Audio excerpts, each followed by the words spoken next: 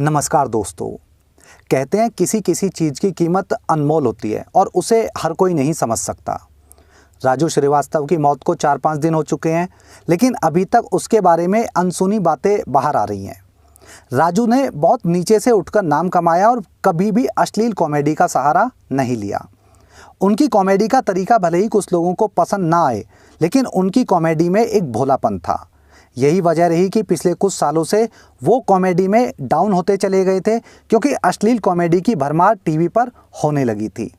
राजू बहुत साधारण परिवार से बिलोंग करते थे। पिता को गरीबी का सामना करना पड़ा और उस समय भी राजू बहुत ज़्यादा बड़े नहीं थे। उसी समय बेटी की शादी तय हो गई, यानी राजू की बहन की, तो शादी के लिए घर में पैसे भी नहीं थे। ऐसे समय में राजू के पिता को अपना घर जिसमें वो रहते थे 3 लाख रुपए में एक पड़ोसी को बेचना पड़ा। इसी घर में राजू का बचपन बीता था। इस घर से राजू का बहुत ज़्यादा खास लगाव था, क्योंकि बहुत सारी यादें इस घर से जुड़ी हुई थी।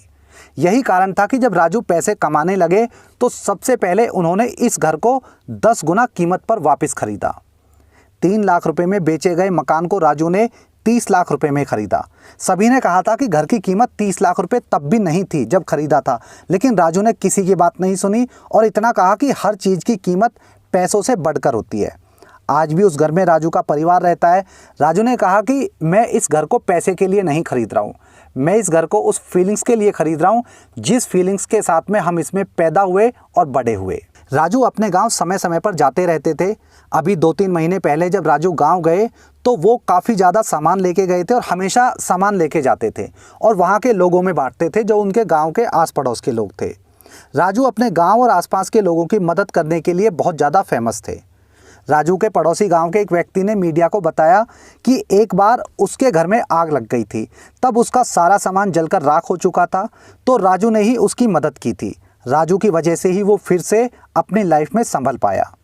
इसी तरह गांव के एक व्यक्ति ने बताया कि एक बार उसकी सारी फसल जानवरों ने बर्बाद कर दी, जिससे वो पूरी तरह से कर्जे में डूब गया था। उस वक्त राजू ने उसका कर्जा उतारा और उसे अगली फसल के लिए पैसे भी दिए। ऐसे बहुत सारे किस्से हैं जो गांव वालों को आज भी याद है और मीडिया को बताए जा रहे हैं।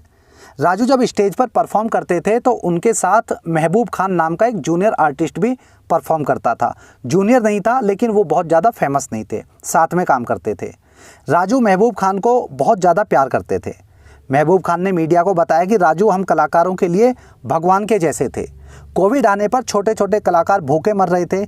उस समय पूरे लॉकडाउन राजू महबूब को कॉल करके पूछते थे कि महबूब खान भाई ध्यान रखना, कोई भी कलाकार भूखा ना सोए, सबको खाना टाइम से मिलना चाहिए और किसी को कोई कमी बिल्कुल ना हो। कोई भी कमी हो तो तुरंत मुझे फ़ोन करे।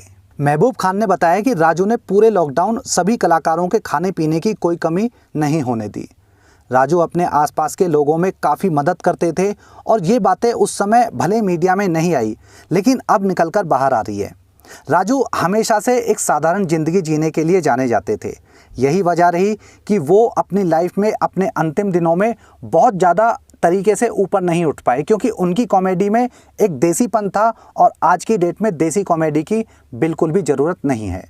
हर कोई अश्लील कॉमेडी करके आगे बढ़ रहा है और वो उस तरह की कॉमेडी नहीं कर पाए।